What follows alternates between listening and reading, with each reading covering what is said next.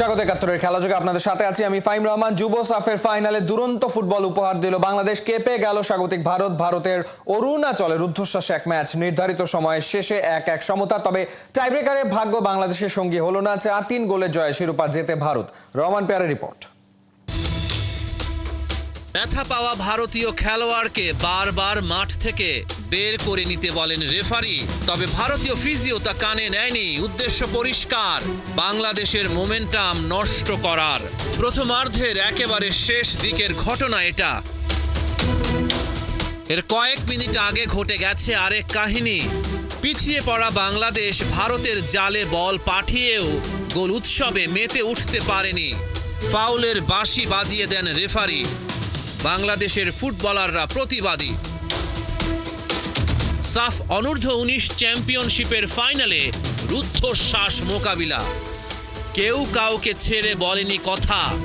ম্যাচের 67 সেকেন্ডেই লিড নেয় India. Goalkeeper Ismail হোসেনের বোকামিতে কপাল পড়ে বাংলার। পাল্টা আক্রমণে ওঠে বাংলাদেশের যুবারা। দূর থেকে মুর্শিদ আলীর দুরন্ত প্রচেষ্টা, যদিও বাংলাদেশ দল পায়নি জালের দেখা। 29 মিনিটে ফয়সালের কর্নার, মিঠু চৌধুরীর হেডার, তবে নিশ্চিত গোল বাঁচিয়ে দেন ভারতের ডিফেন্ডার। প্রথমার্ধের একেবারে শেষ দিকেও ভারতকে কাঁপিয়ে দেয় বাংলার যুবারা, তবে কাঙ্ক্ষিত গোলের দেখা পেল না। প্রথমার্ধ শেষে 1-0 গোলে এগিয়ে ইন্ডিয়া। বিরতি থেকে ফিরেও ভারতকে চেপে ধরে বাংলাদেশ।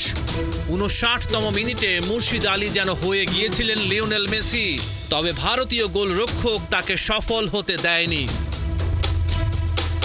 বাংলাদেশ একের পর এক আক্রমণের ফসল ঘরে তোলে। ঠিক তার পরের মিনিটে জয় নাম তোলেন স্কোর শিটে। ম্যাচে সমতা ফেরে। নির্ধারিত সময়ের একেবারে শেষ মুহূর্তে বাংলাদেশকে বাঁচিয়ে দিলেন মিঠু চৌধুরী। ভারতের নিশ্চিত গোল পাওয়া হয়নি, সমতা ভাঙেনি, খেলা গড়ায় টাই ব্রেকে। প্রথম 2 শট থেকেই গোল করে বাংলাদেশ, তবে ভারতের দ্বিতীয় শট ঠেকিয়ে দেন ইসমাইল হোসেন। চতুর্থ শট নিতে এসে পোস্টের উপর দিয়ে বল পাঠিয়ে দেন বাংলাদেশের অধিনায়ক ফয়সাল। 4টি করে শট শেষে 3-3 সমতা। 5 নম্বর শট থেকে গোল করতে পারেনি বাংলাদেশ, তবে এবার আর ভুল করেনি ভারত। দুরন্ত লড়াইয়ের পর ভারতের কাছে টাই ব্রেকারে 4-3 গোলে হেরে গেল বাংলার যুবারা। রহমান পেয়ার, একাত্তর।